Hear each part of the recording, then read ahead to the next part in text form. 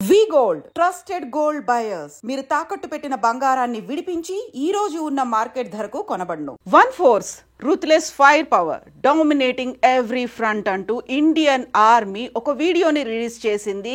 కరెక్ట్గా precision strikes చేసిన 10 నిమిషాల తర్వాత బ్యాక్గ్రౌండ్లో కనిపిస్తున్నటువంటి ఈ వీడియోనే హైలైట్ చేస్తోంది తాము చేసినటువంటి ప్రిసిషన్ స్ట్రైక్ ఎలాంటి ఎఫెక్ట్ చూపించబోతోందో.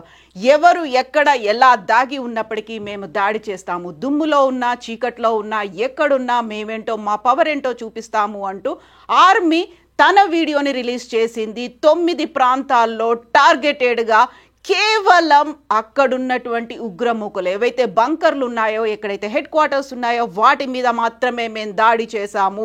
అక్కడున్నటువంటి సివిలియన్స్ కావచ్చు, లేకుంటే అక్కడున్నటువంటి ఇతర ప్రాంతాల్లో ఉన్నటువంటి స్థానికులకు ఎవరికి కూడా ఎలాంటి నష్టం కలిగించకుండా కేవలం 9 ప్రాంతాలకి సంబంధించి ఆల్రెడీ ఇక్కడ మనం వీడియోలో చూస్తున్నట్టుగా అర్ధరాత్రి జరిగిన ఈ ఇష్యూ తర్వాత, ప్రెసిషన్ స్ట్రైక్ తర్వాత మొదటగా పుల్వామాలో జరిగినటువంటి దాడికి సర్జికల్ స్ట్రైక్ అని నామకరణం చేసుకున్నటువంటి ఇండియన్ ఆర్మీ ఆ తర్వాత పహల్గామ్ దాడి తర్వాత భారత సైన్యానికి పూర్తి స్వేచ్ఛనిచ్చాము అంటూ క్యాబినెట్ అనౌన్స్మెంట్ చేసింది.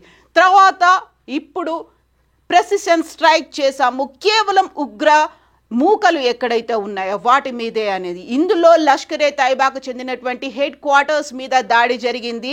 ఈ దాడి తర్వాత Indian army chief Manoj Naravane చేసినటువంటి కామెంట్లు అతి కీలకంగా మారుతున్నాయి.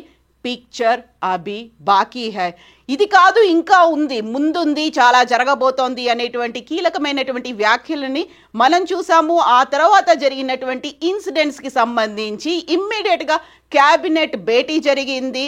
ప్రధానమంత్రితో పాటుగా రక్షణ శాఖ, త్రివిధ దళాలకు చెందినటువంటి అధిపతులు at the same time cabinet అంతా కలిసి కూర్చొని జరిగినటువంటి దాడి గురించి చర్చించుకున్నారు. తర్వాత చేయాల్సినటువంటి అంశాల గురించి మాట్లాడుకున్నారు. One force ruthless fire power dominating every front, Indian army always ready, always victorious అనేటువంటి ఈ నినాదంతోనే ఇండియన్ ఆర్మీ ఒక వీడియోనైతే రిలీజ్ చేసింది. ఆపరేషన్ సింధూర్కి సంబంధించి ఏం జరిగింది, ఎక్కడెక్కడ ఎలా అటాక్స్ చేశారు, ఏ టార్గెట్గా వర్క్ చేశారు అనే దానికి సంబంధించి 2 యువ మహిళా ఆఫీసర్లు వీడియో కాన్ఫరెన్స్ ద్వారా వివరించారు. అందులో colonel Sofiya Qureshi and wing commander Vyomika Singh జరిగినటువంటి అటాక్ గురించి, ఎలా చేశారు, ఏ టార్గెట్గా వర్క్ చేశారు అనే దానికి సంబంధించినటువంటి కంప్లీట్ ఇన్ఫర్మేషన్ ఇచ్చారు. ఒకసారి మనం చూద్దాము. యాక్చువల్గా ఏ ప్రాంతాల్ని, ఏ స్థావరాల్ని టార్గెట్గా చేసుకున్నారు అనేది ఈ వీడియోని ఇండియన్ ఆర్మీ రిలీజ్ చేసింది, ఫోటోల్ని, వీడియోల్ని.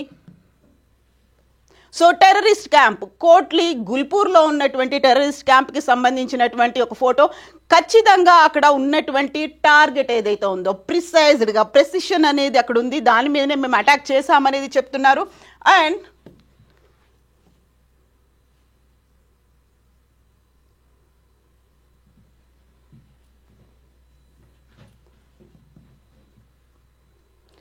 టెర్రరిస్ట్ క్యాంప్ డెస్ట్రాయిడ్, కోట్లీ గుల్పూర్లో ఉన్నటువంటి టెర్రరిస్ట్ క్యాంప్స్ మీద ఎలా దాడి చేశారు, ఎక్కడ టార్గెట్ అనేది ఉంది, ఆ టార్గెట్కి సంబంధించినటువంటి ఫోటోలని, వీడియోలని ఈ 2 మహిళా అధికారులు రిలీజ్ చేశారు.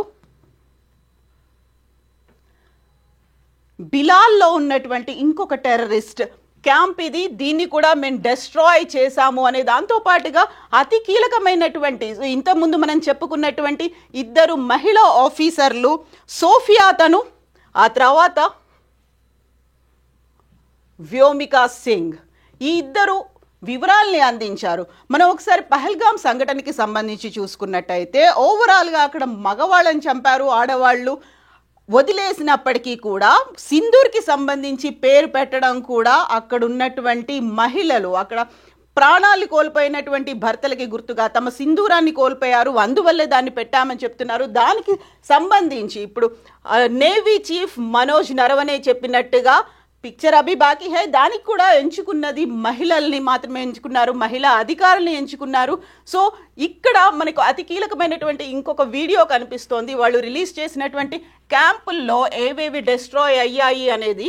అర్ధరాత్రి జరిగినటువంటి అటాక్స్, ఎక్కడ అటాక్ చేశారు, దేని మీద దాడులు జరిగాయి, అవి ఎన్ని కిలోమీటర్ల దూరంలో ఉన్నాయి, లాహోర్తో పాటుగా బిలావర్పూర్, వీటన్నిటికీ సంబంధించినటువంటి ఇన్ఫర్మేషన్ని, కోట్లీ గుల్పూర్లో ఏం జరిగింది, అది ఎంత దూరంలో ఉంది, జనావాసాలకు ఎంత దూరంలో ఉంది, అక్కడ ఎంతమంది ఉన్నారు, ఎలాంటి క్యాంపులు ఉన్నాయి, వీటన్నిటికీ సంబంధించినటువంటి ఇన్ఫర్మేషన్ని ఈ ఇద్దరు యువ అధికారులు వినిపించారు. కల్నల్తో పాటుగా wing commander colonel Sofiya, wing commander Vyomika release చేసినటువంటి వీడియో ఇది.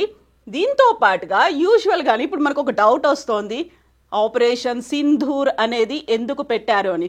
ఆపరేషన్ సింధూర్కి సంబంధించి అర్ధరాత్రి 1:30 తర్వాత జరిగితే 1:44కి ఆపరేషన్ సింధూర్కి సంబంధించి ఇండియన్ ఆర్మీ ఒక ఫోటో రిలీజ్ చేసింది, జస్టిస్ ఈ సర్వ్ జై హింద్ అనేది.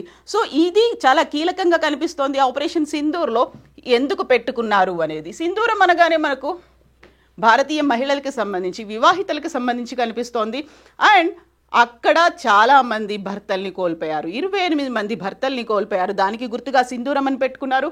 దీంతో పాటుగా కశ్మీరాన్ని భారతదేశానికి సంబంధించి ఒక హెడ్ భాగంగా చూస్తుంటారు. అండ్ సోషల్ మీడియాలో విపరీతంగా ట్రెండ్ అవుతున్నటువంటి ఫోటో భరతమాతకి సింధూరాన్ని అద్దినట్టుగా ఉంది అనేది. దీంతో పాటుగానే సింధూరం అనేది ఒక కశ్మీర్లో ఉన్నటువంటి కుంకుమ పువ్వుకి గుర్తుగా కూడా చెప్తుంటారు కాబట్టి సో సింధూరాన్ని అందులో పెట్టినట్టుగా. అండ్ ఇప్పుడు ఉన్నటువంటి ఈ ఫోటోని పట్టి చూస్తే ఏ టెర్రరిస్ట్ క్యాంపులు ఉన్నాయి, ఎక్కడెక్కడ అటాక్ చేశారు. మనం ఇంతకుముందు చెప్పుకున్నాము 9 ప్రాంతాల్లో అటాక్ అనేది జరిగింది. బవల్పూర్, మురిడ్కే, గుల్పూర్, కోట్లీ, ముజఫరాబాద్, బింబర్, చకార్ము, సియాల్కోట్, ఇక్కడే అతి కీలకమైనటువంటి స్థావరాలు ఉన్నాయి. జైషే మహమ్మద్ స్థావరం ఉంది. ఆ తర్వాత అక్కడ ఉన్నటువంటి హెడ్ క్వార్టర్ అనేది ఉంది. ఆ హెడ్ క్వార్టర్ని మేము ధ్వంసం చేశాము అని ఇండియన్ ఆర్మీ అనౌన్స్ చేసింది. దీంతో పాటుగా ఏం జరగబోతోంది, పిక్చర్ అభి బాకీ హై అనేది ఆర్మీ చీఫ్ మనోజ్ నరవనే చెప్తున్నారు. అండ్ పాకిస్తాన్ మాత్రం భారతదేశానికి సంబంధించినటువంటి 3 యుద్ధ విమానాలని, జెట్లని మేము కూల్చేశామని చెప్పినప్పటికీ అదంతా అవాస్తవమని భారత ఆర్మీ కూడా అనౌన్స్ చేసింది. ఒకవైపు ఆర్మీతో పాటుగా ఎయిర్ ఫోర్స్ కూడా ఈ ఆపరేషన్లో పాల్గొన్నారు. ఎట్ ద సేమ్ టైం నేవీని కూడా సిద్ధంగా ఉంచారు. త్రివిధ దళాలకు సంబంధించినటువంటి అధిపతులంతా ఈ సమావేశాల్లో ఉన్నారు. కొద్ది రోజుల క్రితమే కేబినెట్ సమావేశంలో కూడా చాలా కీలకమైనటువంటి ప్రకటన ప్రధానమంత్రి నరేంద్ర మోదీ చేశారు. సైన్యానికి పూర్తి స్వేచ్ఛనిస్తున్నాం, వాళ్ళు ఎప్పుడైనా ఎక్కడైనా ఏదైనా చేయొచ్చు అనేది. సో వాళ్ళు తీసుకున్నటువంటి డెసిషన్కి దేశం అంతా మద్దతు పలికింది. పార్టీలకి అతీతంగా రెస్పాండ్ అవుతున్నటువంటి లీడర్లను చూసాము. ఇది భారత్ సాధించిన విజయంగా జై హింద్ అంటూ, భారత్ మాతాకి జై అంటూ చేస్తున్నటువంటి నినాదాలని కూడా చూస్తున్నాము. అండ్ పాకిస్తాన్ మాత్రం మేము ఎప్పుడైనా అటాక్ చేస్తాము, ఎక్కడైనా అటాక్ చేయడానికి రెడీగా ఉన్నాము అనేటువంటి మాటని పాకిస్తాన్ కూడా చెప్తోంది. ఒక రకంగా చైనా అయితే దీన్ని ఖండిస్తోంది. అమెరికా అయితే దశాబ్దాల తరబడి జరుగుతున్నటువంటి ఒక పోరాటం, దీనికి అతి తొందరలోనే ఒక ముగింపు రావాలని కోరుకుంటూ అనేటువంటి మాట అమెరికా అధ్యక్షుడు ట్రంప్ కూడా చెప్పాడు. సో పిక్చర్ అభి బాకీ హై అంటే ఇంకేం జరగబోతోంది. ఒకవైపు మాక్ డ్రిల్లు జరుగుతున్నాయి, ఒకవైపు అవగాహన కలిగిస్తున్నారు, ఇంకోవైపు యుద్ధానికి సన్నద్ధంగా ఉన్నటువంటి సిచ్యువేషన్ అయితే ఉంది. సో నెక్స్ట్ ఏం జరగబోతోంది, వి నీడ్ టు వెయిట్. నిజంగా ప్రస్తుతం ఉన్నటువంటి సమాజం దేనికి ప్రయారిటీ ఇస్తుంది? ఆర్థిక సంబంధాల చుట్టూ మాత్రమే తిరుగుతుంది. మళ్ళీ ఎన్నికలంగానే చాలా విరక్తి కలుగుతుంది. మంచి అనిపిస్తుంది కదా, లేడీస్ కూడా ఛాలెంజింగ్ జాబ్స్ చేసినప్పుడు చాలా బాగుంటది. ట్రాఫిక్ అసిస్టెంట్స్ గా నియమించిన ట్రాన్స్జెండర్స్ అందరితో సాల్యూట్ చేయించుకుంటున్నారు. ఫుడ్ డెలివరీ ఇవ్వటానికి వెళ్ళినటువంటి డెలివరీ బాయ్ అనిల్ పై కళ్ళ ముందు